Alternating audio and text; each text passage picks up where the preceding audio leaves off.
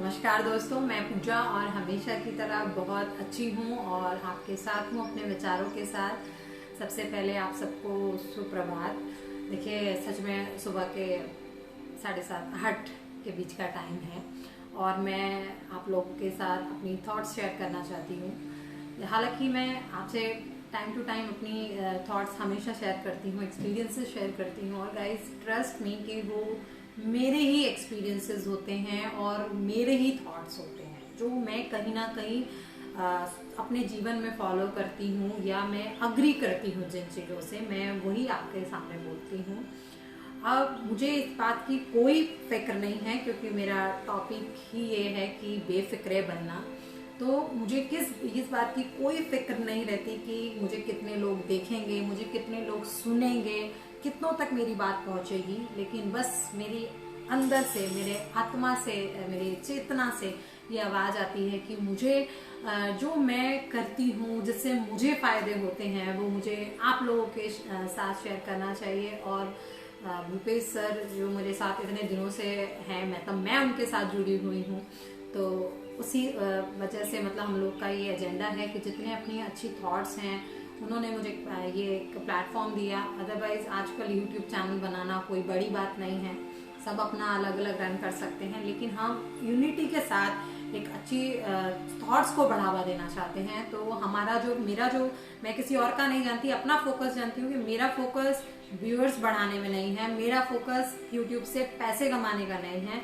मेरा सिर्फ मोटिव ये है कि जिन चीजों से अपनी लाइफ में हमने चेंजेस किए हैं, स्पेशली मैंने अपनी लाइफ में चेंजेस फील किए हैं, वही मैं आप लोगों से शेयर करूँ। देखिए, कुछ बेसिक्स आदतें बचपन से हमारे अंदर होती हैं, लेकिन जैसे जैसे हम बड़े होते जाते हैं वो एक सोशल प्रेशर की वजह से या अपने काम के प्रेशर की वजह से वो सारी आदतें क्या होती हैं, हमारी दबती चली जाती हैं। मतलब जो हमारी रियल पर्सनालिटी है उसको भी हम कहीं खो देते हैं, तो वो कभी नहीं करना चाहिए। जैसा कि मैंने अपने टाइटल में रखा है कि बेफिक्रे बनना।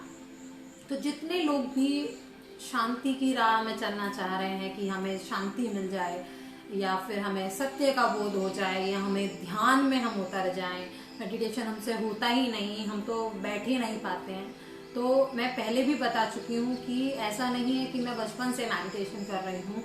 ये 3 से 4 साल का मेरा सफर है जिसमें मैंने हर पड़ाव को पार किया है, जिसमें मुझे भी ऐसा लगता था कि मैं नहीं कर पाऊंगी, लेकिन मैं कर पाई। और आज सच में गाइस मतलब टाइम का पता ही नहीं चलता कि वो टाइम कब बीत जाता है। और मैंने शुरुआत शायद 1 या 2 मिनट से भी की थी। तो मैं आप लोगों को बोलना चाहूंगी, सबसे पहले तो जो आलतू फालतू की जो प्रेशर आप अपने ऊपर लेकर घूमते हैं ना, उसको एक साइड कर दीजिए। और आपके अलावा उसे और कोई साइड नहीं कर सकता। आप ये मत सोचिए कोई मिरेकल होगा, भगवान जी ऊपर से नीचे उतर जाएंगे और आपका सारा टेंशन खत्म, तो ऐसा नहीं होने वाला।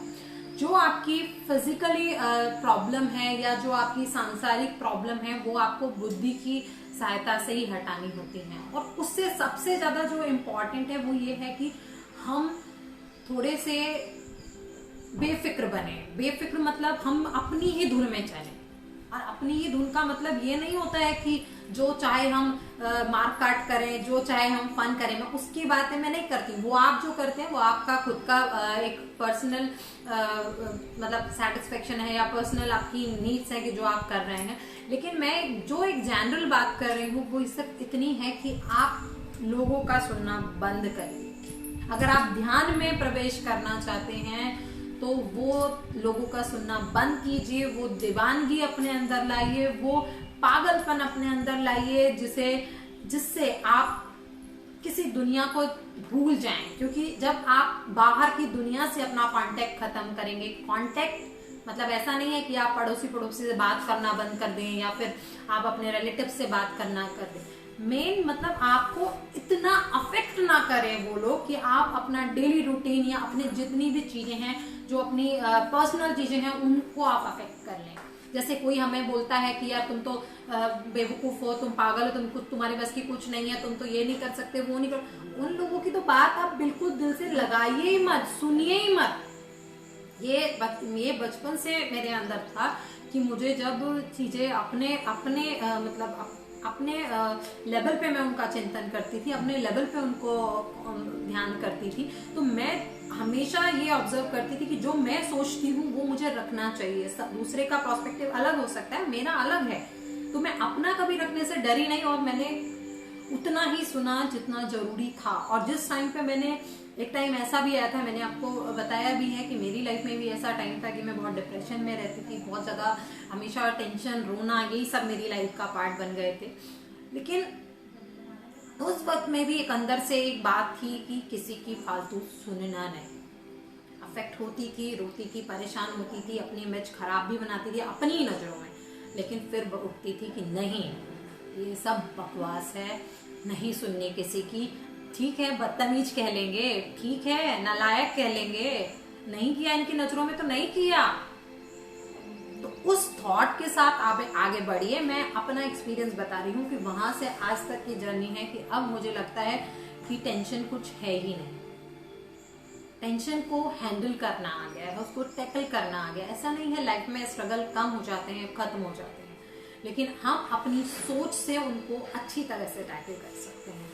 तो सबकी छोड़िए, और जो आप लड़कों के लिए बोलूंगी स्पेशली, क्योंकि लड़कों में ज्यादा होता है ये, और जो सिर्फ अपनी इच्छाओं पे नियंत्रण नहीं रखते और सिर्फ बस ये सोचते हैं कि घूमना फिरना है ना, पार्टीज करना, या फिर लड़कियों के आगे पीछे चक्कर काटना, यही दीवानापन है, या किसी लड़की को बहुत दिल से प्यार कर ले वो दीवानापन है।